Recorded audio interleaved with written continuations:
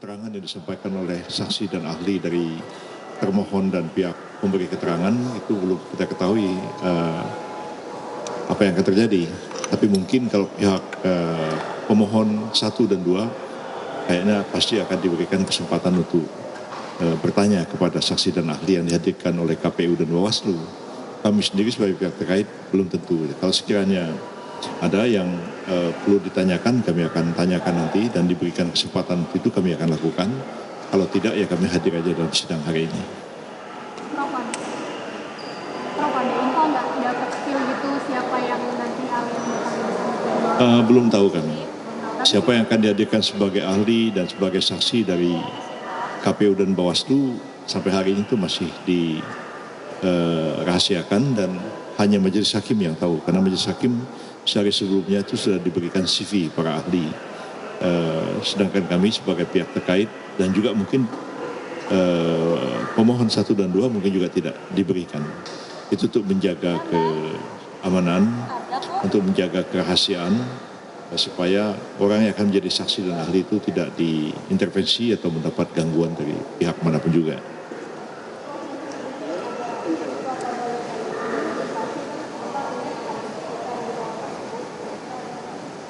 Ya, termohon dalam perkara ini kan sebenarnya KPU.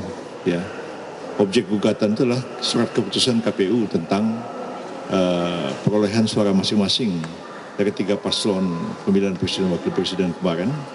Dan kita ketahui bahwa 2 pemohon itu petitumnya sama, minta supaya dibatalkan dan minta supaya Pak Prabowo Gibran itu didiskualifikasi dan diadakan pemungutan suara ulang tanpa Pak Prabowo dan Pak Gibran.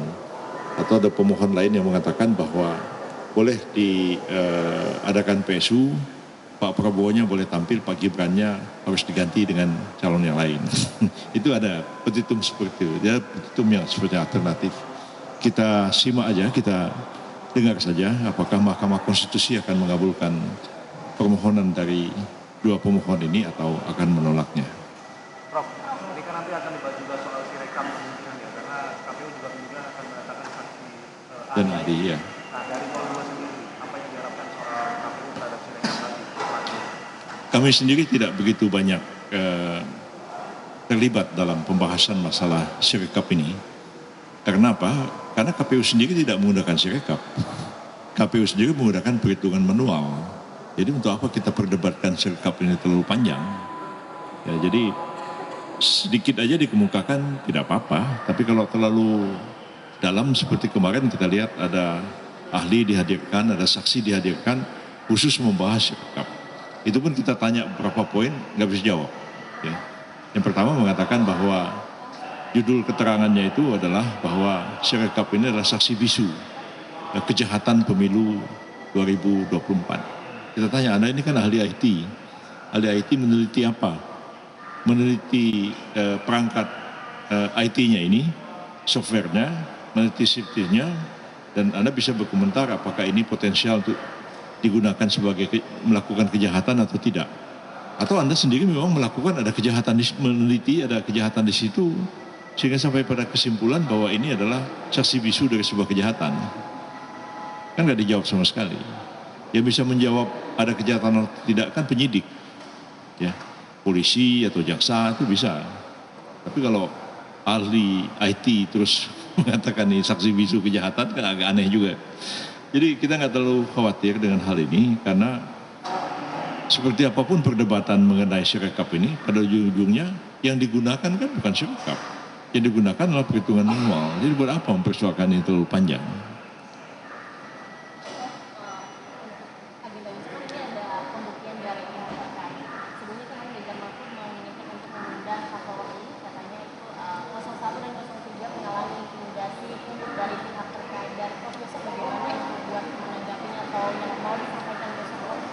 Kami besok ya diberikan kesempatan untuk menghadirkan ahli dan saksi.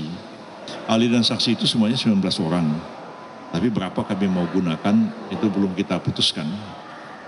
Tapi kami sudah mengadakan diskusi dengan para calon ahli dan calon saksi dan baru nanti malam kami akan putuskan. Dan kalau kami sudah putuskan berarti kami sudah siap betul dan sudah matang seperti apa kesaksiannya dan seperti apa keterangan ahlinya. Dan itu sudah teksnya juga harus kita selesaikan pada malam nanti. Dan mereka yang menjadi ahli dan menjadi saksi juga sudah akan berdiskusi dengan kita sehingga akhirnya kita siap untuk menghadapi sidang besok. Seperti apa? Ya kami nggak akan bicarakan. Siapa yang dihadirkan kami juga akan sebutkan. Kita tunggu aja besok dan kami yakin bahwa posisi kami yang sebenarnya diuntungkan ya. Oleh karena sebagai pihak terkait kan kami baru belakangan.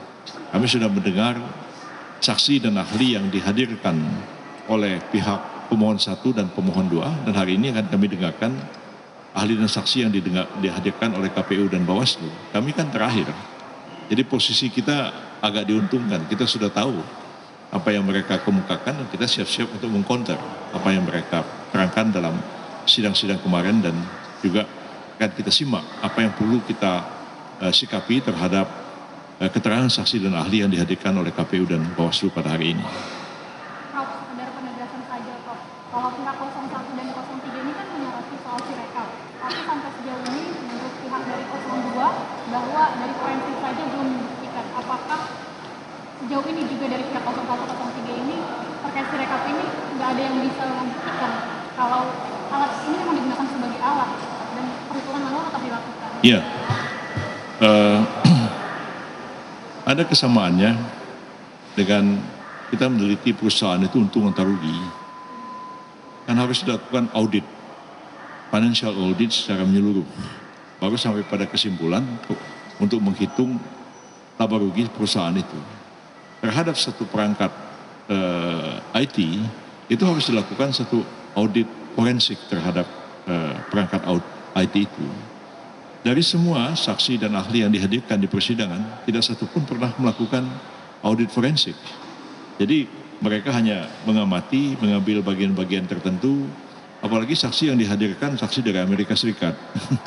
WNI yang di Amerika berkomentar banyak tentang penggunaan Sirekap, IT KPU, tapi sama sekali ya melihat barangnya aja nggak pernah, orang tinggalnya di Amerika.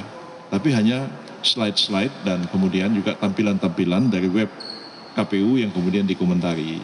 Keterangan seperti itu sebenarnya sangat sulit untuk bisa dijadikan sebagai satu alat bukti, kecuali memang mereka melakukan audit forensik. Dan audit forensik dilakukan secara resmi dan diminta secara resmi kepada KPU, dan KPU mengatakan silahkan dilakukan. Kalau prosedur itu tidak dipenuhi, maka audit forensik tidak bisa dilakukan. Ya. Misalnya ada orang mati gitu. Apa penyebab kematiannya? Kan harus dilakukan otopsi. Tapi kalau keluarganya menolak dilakukan otopsi nggak bisa dilakukan oleh dokter. Jadi orang yang mati itu tetap misteri selamanya. Kira-kira seperti itu. Pagi matahari. Udah cukup ya? Ya. Makasih, Bro. Baik.